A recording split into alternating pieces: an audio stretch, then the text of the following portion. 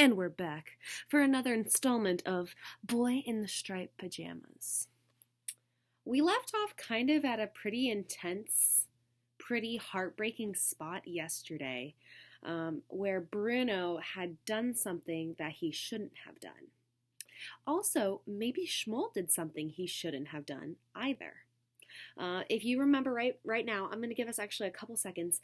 Let's think about, what did Schmoll do that maybe he shouldn't have done? What did Schmoll do? I believe something that maybe could be considered was he ate the food, right? Maybe Schmoll was thinking, oh, I shouldn't have done that. This is what has caused something to happen, kind of thing. So maybe Schmoll's thinking, I shouldn't have done that, okay? And now, what did Bruno do that he shouldn't have done? What did Bruno do that he shouldn't have?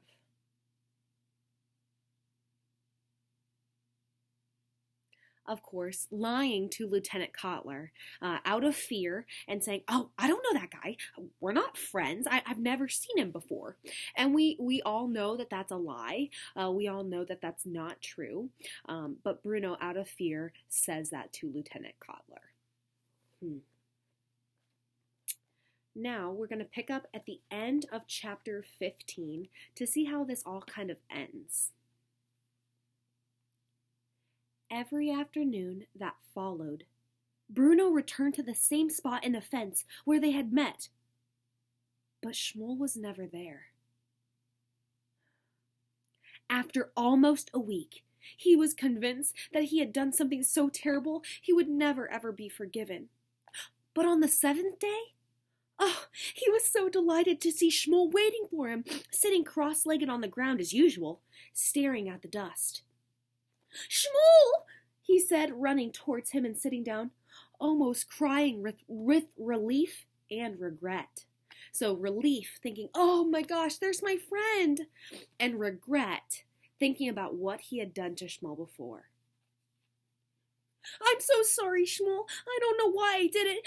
Say you'll forgive me, please. It's all right, said Schmoll, looking up at him now. There was a lot of bruising on his face, and Bruno grimaced. And for a moment, he forgot about his apology. What happened to you? He asked. But then he didn't wait for an answer. Was it your bicycle? Because that happened to me back in Berlin a couple years ago. I fell off and I was going too fast, and I was black and blue for weeks. Does it hurt? I don't really feel it anymore, said Schmoll. Oh man, it looks like it hurts. I don't really feel anything much anymore, said Schmoll. Well, I'm really sorry about last week, said Bruno. I hate that Lieutenant Kotler. He thinks he's in charge, but he isn't. He hesitated for a moment, not wanting to get sidetracked. He felt like he should say it one last time and really mean it. I'm very sorry, Schmoll, he said in a clear voice. I can't believe I didn't tell the truth. I've never let a friend down like that before. Schmoll, I'm really ashamed of myself. And when he said that, Schmoll smiled and nodded, and Bruno knew that he was forgiven. And then Schmoll did something he's never done before. He lifted the bottom of the wire fence, like Bruno did whenever he brought him some food. But this time, Schmoll reached his hand out and held it there, waiting to see if Bruno did the same. And then the two boys shook hands and smiled at each other. It was the first time that they had ever touched. That's the end of our chapter. Chapter 16 is called The Haircut. And maybe some of you are already kind of making assumptions, the haircut, maybe what could that mean or things like that. We already kind of have a connection with hair and those kind of things. Like earlier in the book, everyone on the same side looking like men because of the shaved heads. They shaved both men and women's hair, shaved off beards of men, those kind of things to kind of dehumanize them. However, let's go ahead and talk about the end of chapter 15.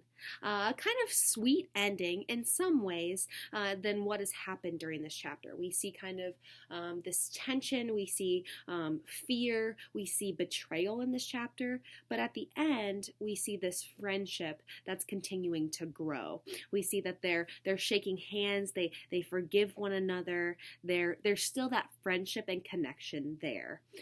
Bruno still doesn't really understand what's happening.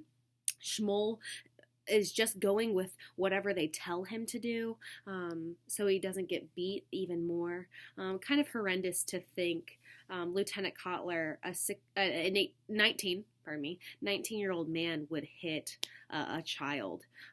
But once again, it's just kind of this horror that's happening of they're not really humans, they're not really people, this isn't really a child that I should care about. I can hit them in the face, I can hit them as hard as I want, because they're not really important, they don't really matter, they're not really a human anyway. So kind of just like this horror that's continuing, but kind of a really beautiful ending of like the boys shaking hands, touching for the first time, of being like, hey, you're my friend, kind of thing. I forgive you. And I think we can see Bruno's sincerity of like, I can't believe I even did that. You're my friend, Shmuel. So kind of like that beautiful ending there. All right, well, good luck on your read aloud summary. I'm sure you're going to do well. If you need to rewatch some of these videos just to remind yourself of what has happened, you may. But hopefully you've been keeping up with us and do your best. Complete sentences, punctuation, capitalization, good grammar, good spelling. You know what to do. Proud of you. Bye.